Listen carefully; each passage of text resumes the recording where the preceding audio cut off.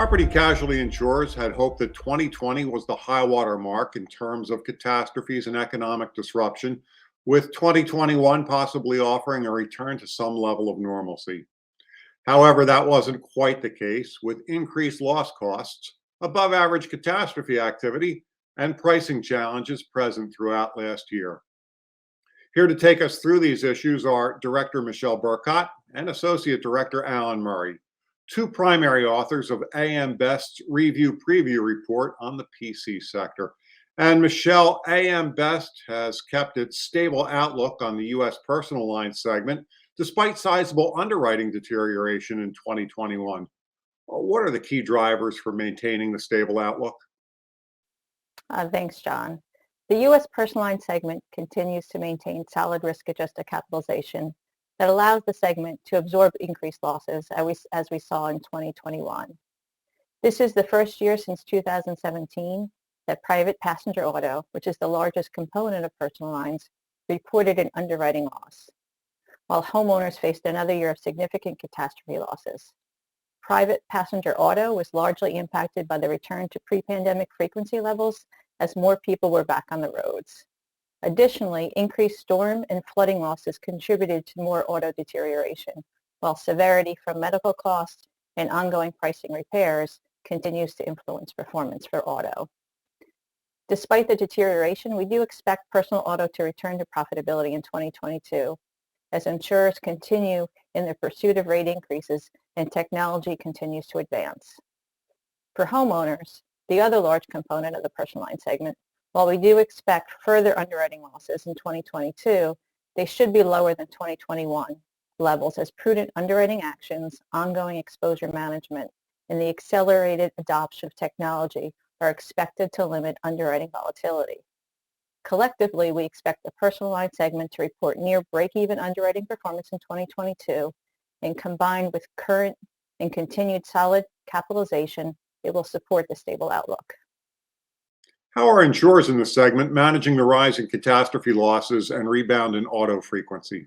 Even before 2021, insurers in the personal line segment were taking significant underwriting actions to limit underwriting volatility.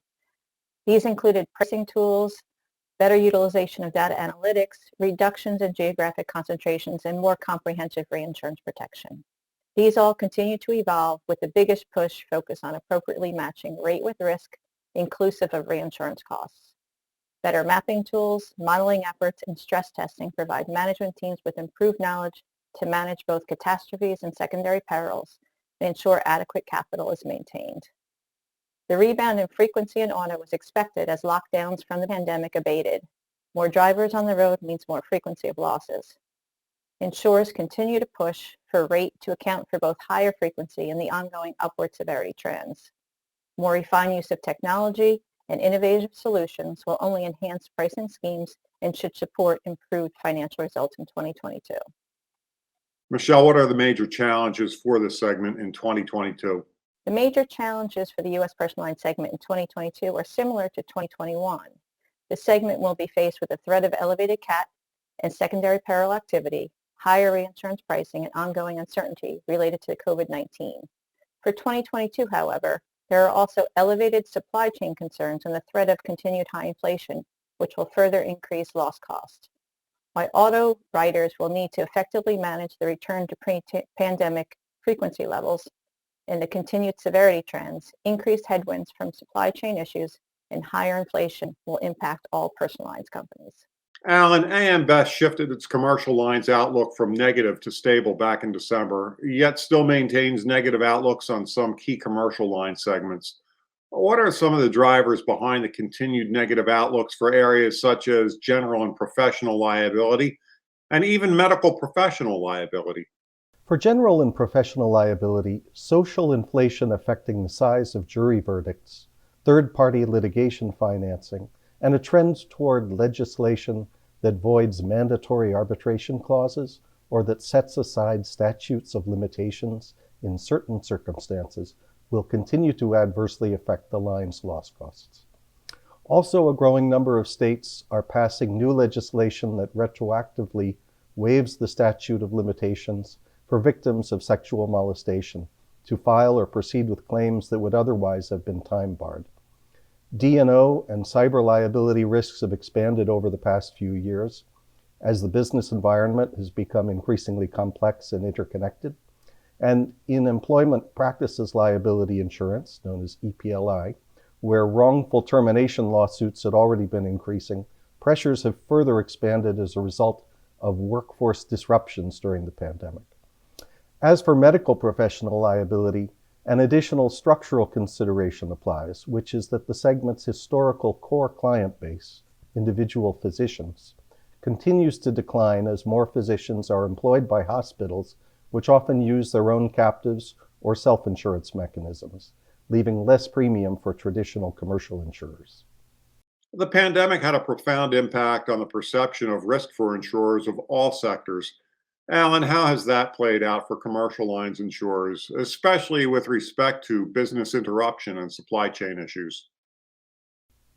Yes, the anticipated potential impact of the pandemic was the primary driver of our shift to a negative outlook for the commercial P&C sector in 2020. Embedded in our recent shift back to a stable outlook is the reality that the pandemic appears to have not had as seismic an impact on the sector as contemplated. That said, the pandemic has disrupted markets and supply chains worldwide, with significant shipment delays for many products and parts.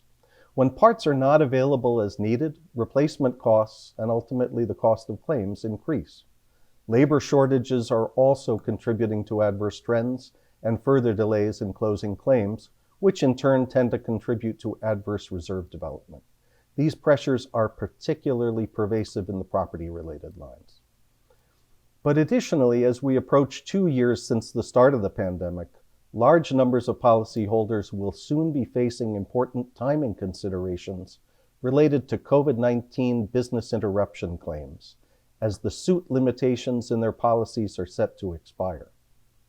Not long after the government-mandated business closures went into effect, a legal debate ensued between insurers and policyholders as to which party would ultimately be responsible for paying the mounting business losses, which were estimated to be in the billions.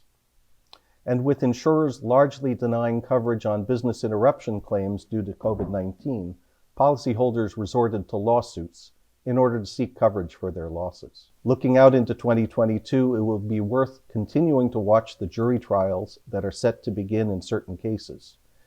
That said, trial courts, both state and federal, have broadly sided with insurers with overwhelming consistency, which is a trend that we expect to see continue. Now, the report notes that underwriting results for commercial lines will remain flat when compared to 2020 and may weaken modestly in 2022. Alan, can you take us through some of the reasoning behind that 2022 outlook and explain what factors you'll be watching closely? Notwithstanding very significant cumulative rate level improvement for insurers over the past 4 years or so, the pace of pricing gains began to temper in 2021 to levels that may or may not keep up with recent loss cost trends, depending on the line of business. AM Best projects a combined ratio for the commercial line sector of 100.8 for 2022, compared with an estimated 99.8 in 2021. This modest forecasted weakening primarily reflects ongoing pricing concessions in the still profitable workers' compensation segment and a persistently difficult claims environment for commercial auto, tempered by slight reductions in catastrophe losses and asbestos and environmental liabilities. Normalized cat losses projected at 5 points for 2022, down from 5.5 in 2021, affect mostly the commercial property lines, including fire and allied lines and commercial multi-peril. That was Director Michelle Baurkot and Associate Director Alan Murray. To view a copy of AM Best's Review Preview Report for the Property Casualty segment, visit ambest.com. For AM Best TV, I'm John Weber.